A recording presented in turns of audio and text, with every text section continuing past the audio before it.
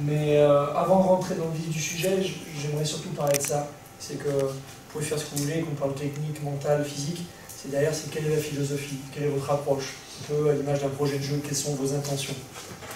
Et encore une fois, tout a été déstructuré, une nouvelle équipe politique, une nouvelle équipe dirigeante, et donc on s'est dit c'est le bon moment pour se repencher. C'est de se repencher, c'est qu'est-ce qu'on veut faire, qu'est-ce qu'on ne veut plus faire, qu'est-ce qui était bien et qu'on veut garder, qu'est-ce qu'on veut changer.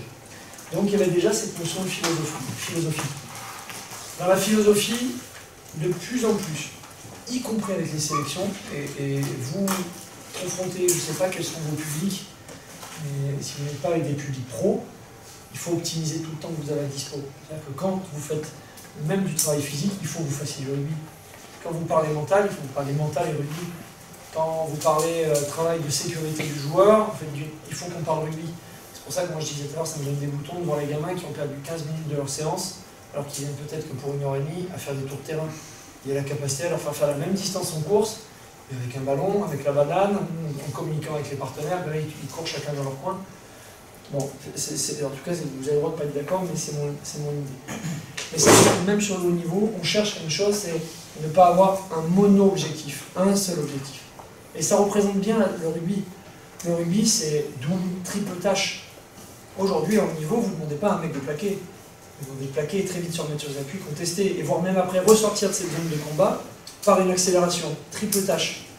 Moi, quand au GPS, je ressors des mecs qui m'ont enchaîné ces 3 tâches, j'ai même plus besoin de faire les tests physiques. Quand je vois qu'ils sont capables de me répéter du match et qu'ils l'ont fait dans le bloc de 0 à 5 minutes, qu'ils leur font dans le bloc 75-80, c'est que ce sont des mecs en forme.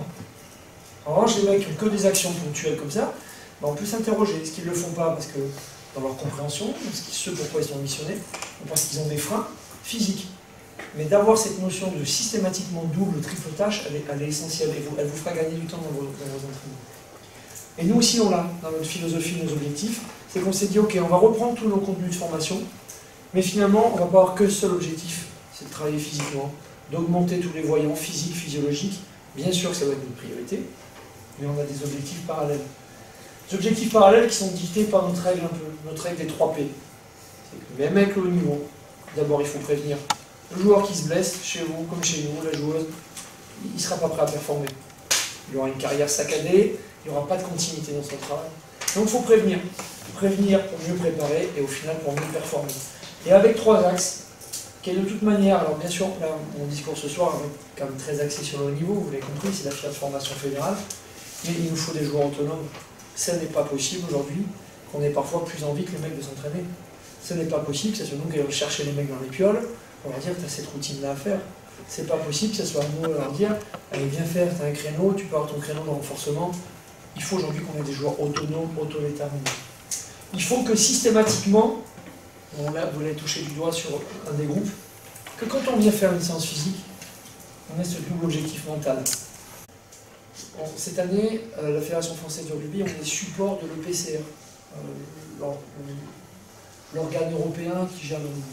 Support des arbitres, la formation des arbitres, ça c'est purement comme ça.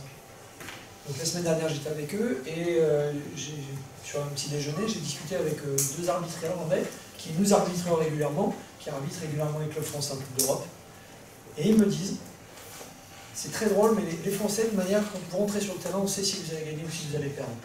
C'est intéressant pour avoir l'avis de Moscou aussi, c'est la même chose, mais je me suis dit, mais ça m'étonne et ça m'inquiète.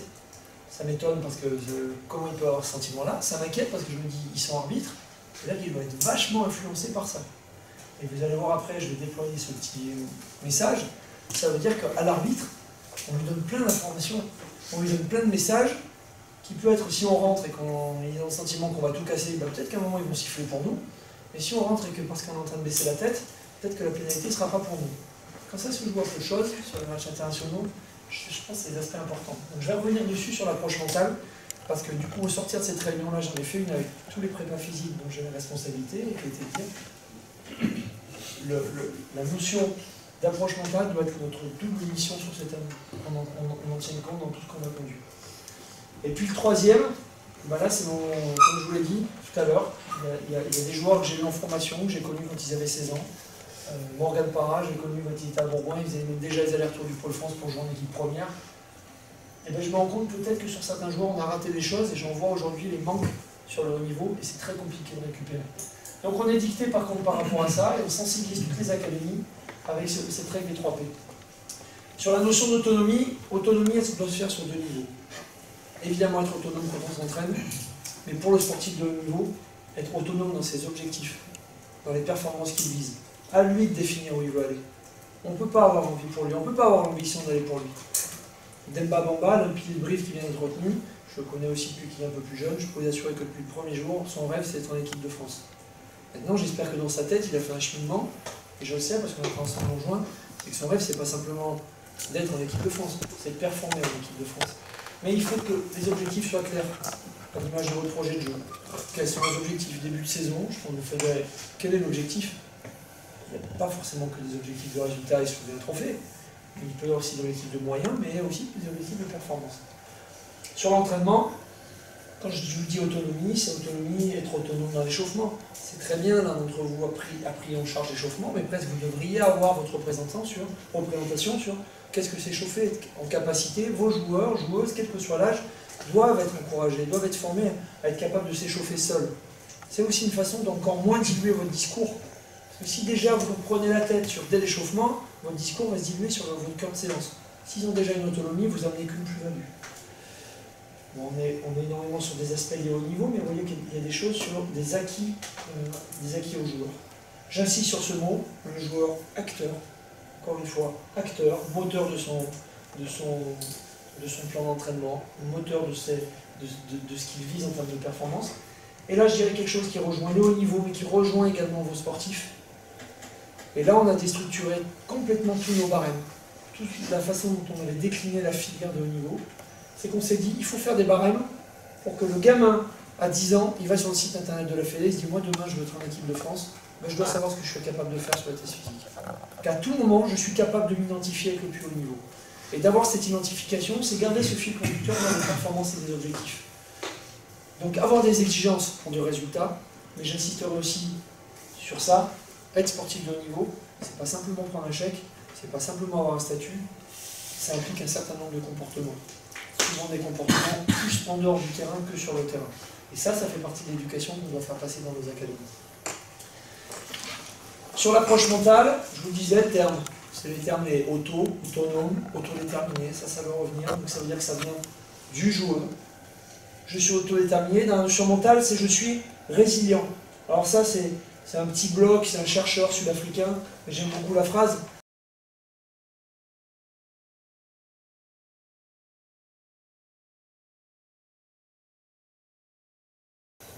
C'est que la tête, il faut d'abord faire sauter ce verrou mental. Faire sauter ce verrou. Je suis d'abord fatigué dans la tête, bien sûr je peux être dans les mains, mais c'est la tête qui dicte. Donc cette phrase-là, je trouve qu'elle illustre bien cette notion de rudesse mentale. Et puis il y a ça.